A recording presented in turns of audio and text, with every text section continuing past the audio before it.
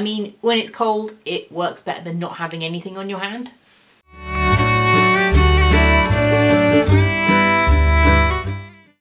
Hello and welcome to the Art of Pointy Things, a channel where I discuss my adventures in knitting, sewing, embroidery and other things. So today I am doing a relatively quick review of the Archery Mittens that I made last October. And I showed off in episode 4 of my podcast. So if you want more details of sort of how and why and the yarn and stuff, you can go check out that episode. But as a quick recap, archery is, I do a lot of outdoor archery and it gets cold and I do it with my boyfriend.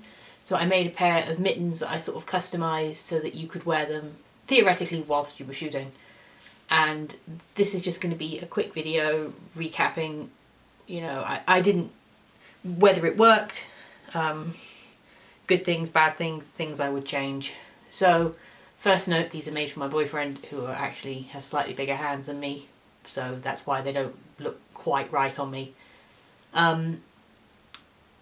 So first thing is the right hand glove. So for your information, we shoot right-handed. So the bow sits in your front hand. This is the hand that holds the bow. This is the hand that holds the string. The string hand works excellently, exactly as intended. When you're not shooting, you just unhook the button and your fingers are nice and warm, and then when you are shooting, you just hook it back over. It's out the way and you can shoot uninterrupted. Potentially I could have made the thumb section a bit longer, but in all honesty, it works really well. My boyfriend's really happy with it. So this is just a convertible mitten based on the Tin Can Knits World's Simplest Mitts pattern. And I just bound, at one point when I was up here, I just bound off, and then the next row I just cast on that many stitches and then continued as in the pattern. And it creates this little break that you can use as a sort of fold back convertible mitts thing. Add a button and a little bit of I-cord to loop around the button.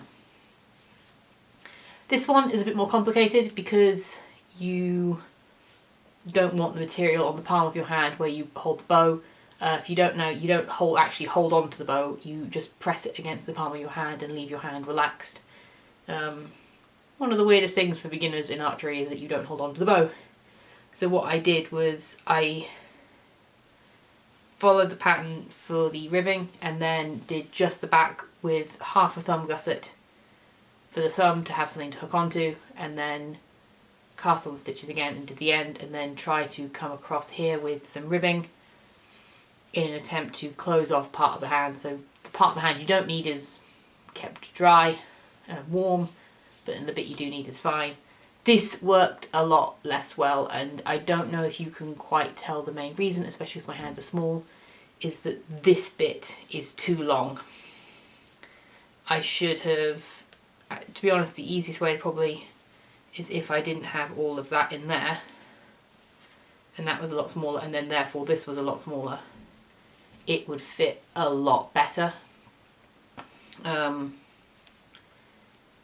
Because at the moment, with the way it sits on his hand, especially because, I'm currently wearing this with absolutely, in short sleeves, which means that this can sort of pull down and I can make it work. But when you're wearing thermals and jumpers and multiple layers, this is actually too tight to sit over the top of all of them, and just having the multiple layers in the way, this is actually too long, even on my boyfriend's bigger hands, and that's the problem he's been having with them. So I think if I was going to redo them, I would either significantly shorten the ribbing, or more honestly, shorten the bit before getting to the thumb. The other thing I might do is, in all honesty, not quite have half, maybe bring it more. So rather than adding the ribbing, I would have actually had more like 3/4 of the whole width, and then maybe come in a bit later, because it really is only quite a small portion of the hand, and I think I've left way too much open, and it's created this very loose, not quite working. I mean, when it's cold, it works better than not having anything on your hand, but it's just not quite right.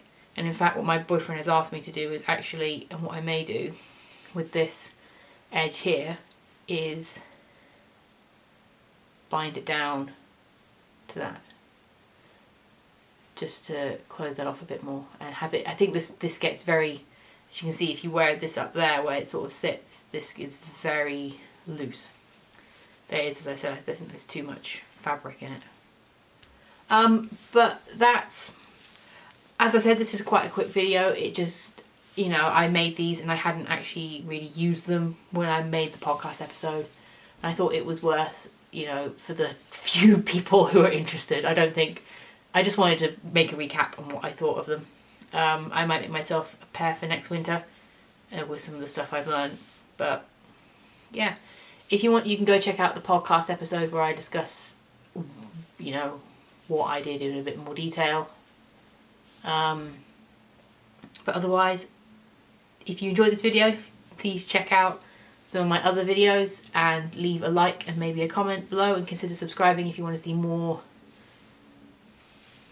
knitting content, weird esoteric knitting content. But thank you very much for watching, and I hope you have a wonderful day.